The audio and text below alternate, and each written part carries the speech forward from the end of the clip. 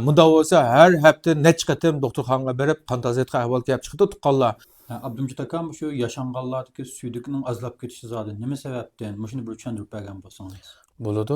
Endi bu yaşanğanlarda shu suydik tuyuqsiz azlab ketadigan, qatim soni azlab ketadigan, hatto suydik emaydigan ahvollarni aytib ko'p ko'riladi. Endi buningga ba'zilari balki shu erkak kishilarda bo'lsa, ma'zibizi yo'g'inab, ma'zibizi o'skitsin kelib suydik azlab ketgan yoki suydik tutib qolgan bo'lishi mumkin. Lekin bu ma'zibizda masala yo'q. Ham bu ayollar ulab qolsin, erlar ulab qolib qolsin, shu tuyuqsiz shunday suydik azlab ketgan bo'lsa, bu ko'proq badan ishiyotgan, harakatga to'sqinlik uchrayotgan, uyqusi qochib, yaxshi olmayotgan nurg'unlagan kasallik alomatlari ko'riladi.